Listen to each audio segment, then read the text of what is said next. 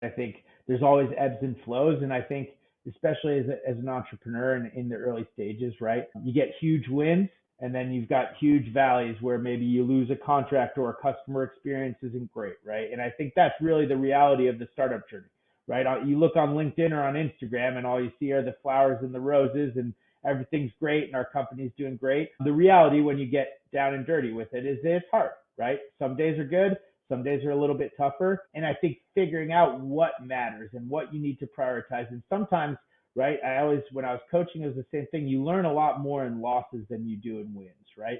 You win a game, everything's great. We're an amazing team. We're going to beat everyone. You lose a game, oh, we're terrible. We can't beat anyone. But the reality is those games you lose, you can pick up 3, 5, 7 things. Hey, if we had done these things better, we would have won that game. Welcome to A Founder's Life, and I'm your host, Leo Gestetner. My guests and myself share our entrepreneurial journeys and our methods for a balanced life. I'm joined here today by Marc Kerrest. Marc, thank you for joining us today. Would you like to introduce yourself? Yeah, for sure. First of all, thanks so much for having me. Really appreciate it. My name is Marc Kerrest, like you said. I'm founder and CEO of GPS DataViz. We automate insights out of performance data for sports teams. And so it's a journey I've been on for a few years now. I did have a background in finance, but grew up playing soccer. And so very much focused on helping athletes stay injury-free and really achieve peak performance. Excellent. So talk to us a little more about the journey that brought you to where you are today. And then a little more about how your tool really helps athletes and the teams. Yeah, for sure. So, my background's a little complicated. I won't take too much time, but moved around a lot as a kid. My dad is French, so grew up in France for a while. Was a huge soccer fan, so grew up playing soccer. Had season tickets to PSG as a kid when I lived in Paris, and I followed the game my whole life. I played college soccer at a low level, and when I was done with college, went into finance. So I spent 15 years trading commodity derivatives. Focused on analyzing a lot of data and using historical data to help forecast kind of the future, right? No one can predict the future, but looking at historical trends and trying to analyze that data. Obviously did a lot of data analysis, trading commodity derivatives, and ultimately came back to soccer. Started coaching a little bit, always been really excited about sports. And so in my past, when I was coaching a team, we had GPS and heart rate monitors for our athletes. And we had a head of strength and conditioning who would break down our data and send us reports, an hour or 2 hours after training. He left and the new coach didn't know how to do that. So the head coach turned to me. He said, hey, you're pretty good in data. Why don't you take a look?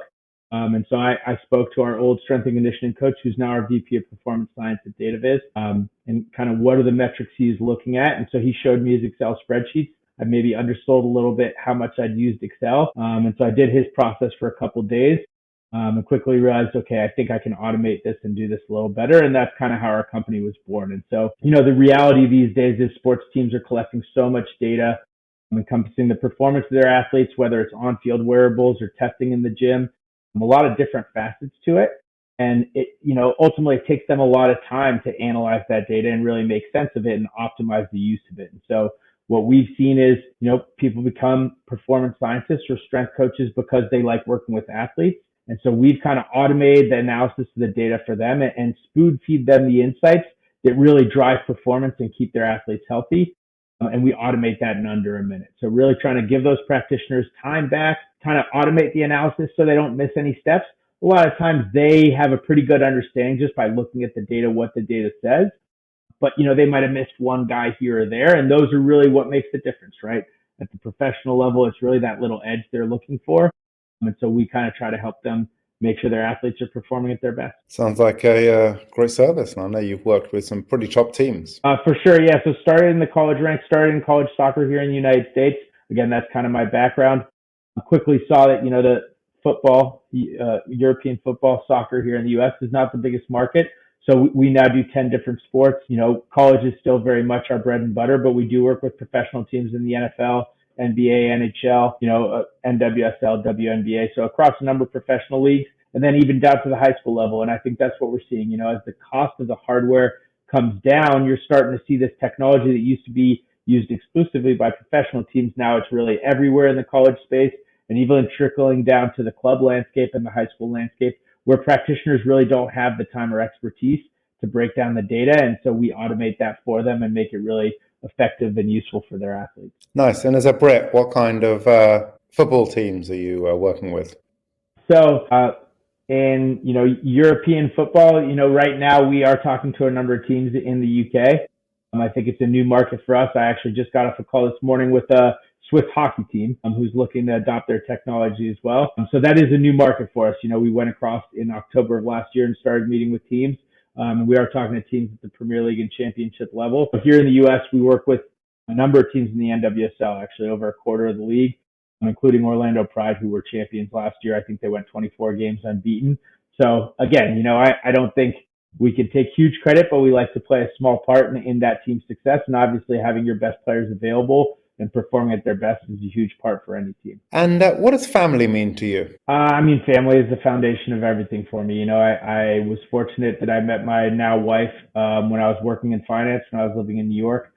I grew up in a very close family, still very tight with my parents and my siblings. I do have 4 children myself now. So, today is the 3rd of July. Tomorrow's a holiday. I have been traveling a lot in June. For work, June was very intense. But always trying to kind of spend some time with my family when I can. Actually, we host a big party tomorrow for the holiday with a lot of our friends in the neighborhood. And it is really, throughout the family. It's friends who, maybe my daughter is friends with them in school, but then we become friends with the parents. And, I think family is the foundation of everything, right? Obviously, I am very driven in my career and always looking to achieve and be successful. But I think ultimately, that the family is what grounds you and what you're doing it for, right? And so finding that balance, right? I think it's tough. Sometimes I do have demands for my job, but making sure that I'm always prioritizing my family at home and making sure that their needs are met. Certainly my big belief. And how about health? So whether that be mental health, physical health, nutrition, fitness, how does health look for you? Obviously with the company we have, and just my background in sport, I believe, mental health and physical health to me go hand in hand, right? I think being active really helps settle the mind and helps you stay focused. My journey as an athlete has evolved quite a bit. When I was young, I did play quite heavy high league soccer. I did have a number of injuries, which kind of contributed to me wanting to build a platform like this to keep athletes healthy. I played soccer for a long time and did have a few injuries there. These days I don't play soccer anymore, unfortunately. I kind of just watch my kids, watch some games, and I do miss it a little bit, but I think the injuries are a big part of it. I have moved on to, I do some triathlons now where I can kind of encompass, some of that competitive spirit. And, for me, swimming is something I came to a little bit later in life. I had a pretty traumatic neck injury playing soccer and had some issues with my neck and my shoulders.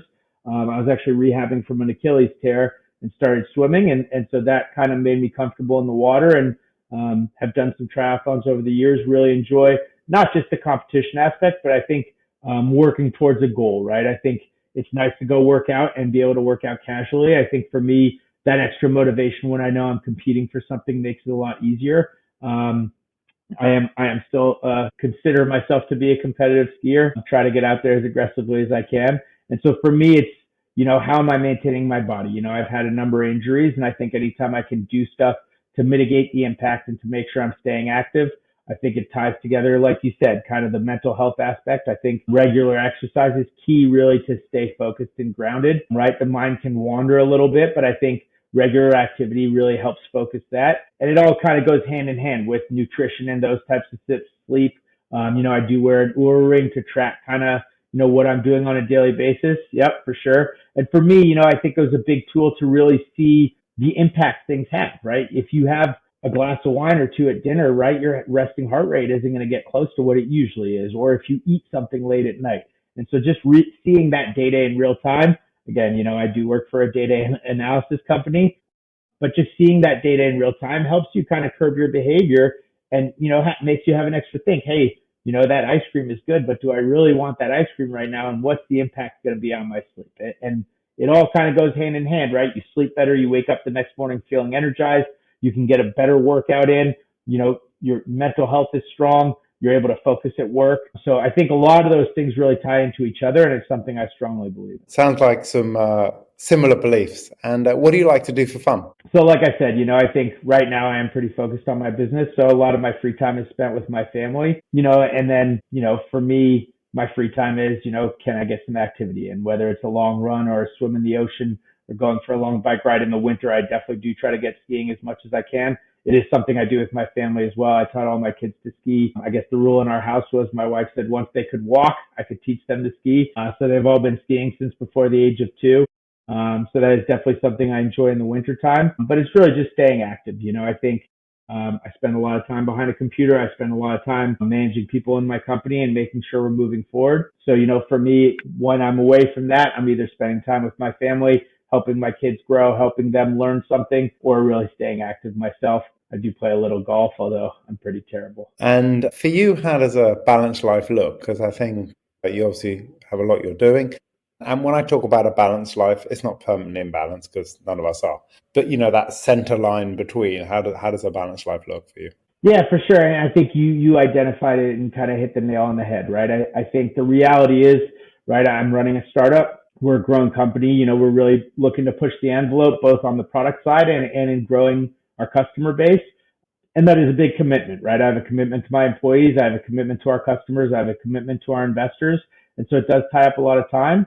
But I think on the flip side, it's finding those times when you can find downtime and lean into other things, right? Like I said, we have a 3-day holiday weekend. I think I spent more days traveling in June than I was at home. But a few of those days when I got home from a trip was a 3-day trip with my family when school got out, right? And now that we're coming into a holiday weekend, we're going to host a big party tomorrow with all our friends, spend the weekend with my family, and try to find those ebbs and flows when I can really lean back into the family, because I know that there's times when I'm kind of obligated. Hey, I have this commitment for work, and sometimes that has to come first. So finding those down times when I can lean into other things and really find that overall balance, right? Obviously, in an ideal world, time was infinite. You would have time for all those things, but the reality is, right, there's only 24 hours in the day. Like I said, sleep is a big part of it too. So you can only cut corners so much.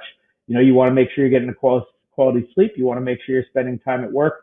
Want to make sure you're spending time with your family, and some days have to be more focused on one than the other, but really making sure that everything's taken care of in the big picture, and you're looking at it in a holistic. Nice. And what has been a pivotal moment for you in your life? It's a strange thing to say, but so I guess 17 years ago now, I was playing, men's league soccer with some of my college teammates, pretty high level, and had a pretty traumatic neck injury, like I referenced earlier. Just got upended in the game, kind of landed on the back of my head, ended up, fracturing a vertebrae in my upper back, tore labrums in both my shoulders. So it was something that took me a while to recover from. I think, you could see that as a negative, but I always try to find the silver lining. And a couple things were positive that came out of that. First of all, I'd started dating my now wife about a month before then. And when I had this injury and I kind of recognized, it took a couple of days to recognize the severity of the injury. I told her, hey, I think I'm in a little bit of trouble here. You probably should just go do something else. And, when I'm doing better, maybe we can reconnect. And she never left my side. So I think maybe things happen for a reason, and she's now my wife, and we have 4 beautiful children. So kind of to me cemented how invested she was in our relationship. I don't think I'd ever had a relationship up to that point that had been that serious, and really showed to me how much she cared about me. And, obviously has been impactful since then. And then, the other thing for me was, like I said, I was working in finance at the time. I was very focused on my finance career and, very motivated, but I think it gave me a chance to kind of reflect on what I was doing every day. And if that was really, at some point the doctor told me, hey, if you'd rotate another 5 to 10 degrees, you would have probably died on the spot. And I didn't believe her at the time, but, I ended up having 2 surgeries and did about 2 years of rehabilitation.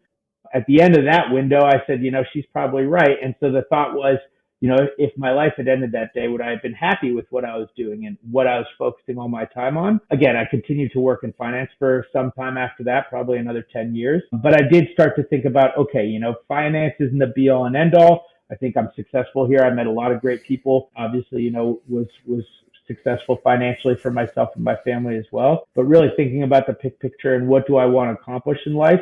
And I think that got me back on the journey back to coaching, which I found a lot more fulfilling, working with young athletes, helping them achieve their goals, kind of working with a team. And I think even my time coaching really helped me now that I'm working in a business, right? And leading a team in a different way, right? Not on the field, but in a business endeavor, really helping align people and see, that there are differences in the team, but that those can make you stronger. And how do I get everyone working in the same direction and make sure we're greater than the sum of our parts. So I think that was kind of an inflection moment for me. And again, I'm not going to say it was easy. Definitely had some tough times around that injury, but I think allowed me to evaluate where I was at and kind of make some bigger decisions and kind of, look at my scope going forward. Sounds like that was definitely part of your journey. And I think all that has gone before, the good and the bad, is what makes us who we are today. So I think it's all there for a reason. And what's one piece of advice you would give to an aspiring entrepreneur? I think you kind of nailed it when you talked about balance, right? I think there's always ebbs and flows. And I think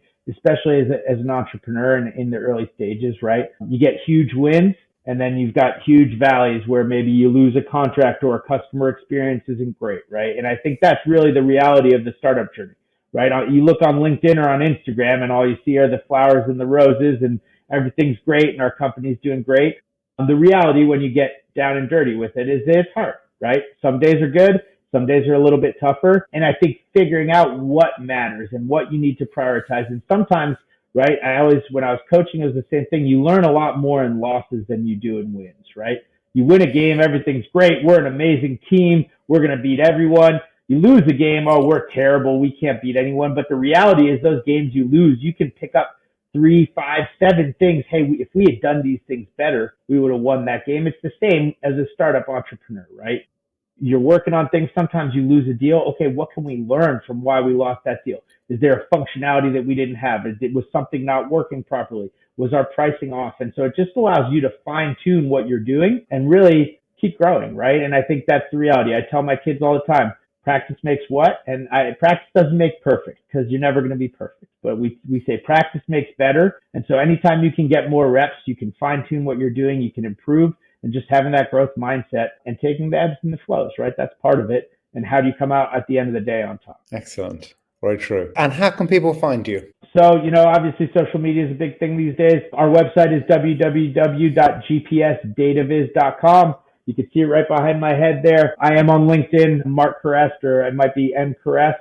I'm on Instagram as well. I used to be on Twitter, but not as active there anymore. So I am on social media. And then if anyone wants to shoot me an email, I am available, marc.kerrest@gpsdataviz.com.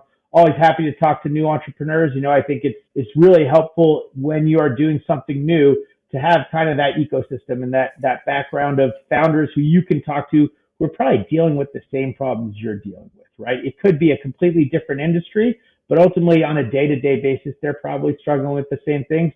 So I have tried to build up kind of my network of people who I can rely on or bounce ideas off of, and always looking to grow that network and help others who are kind of going through the same journey. Well, thank you, and thank you for joining us today. Thank you so much. Really appreciate your taking the time, and let's stay in touch. Talk to you soon. And thank you for listening to today's episode. If you enjoyed the conversation, don't forget to subscribe to the channel, tell your friends, and please leave a review.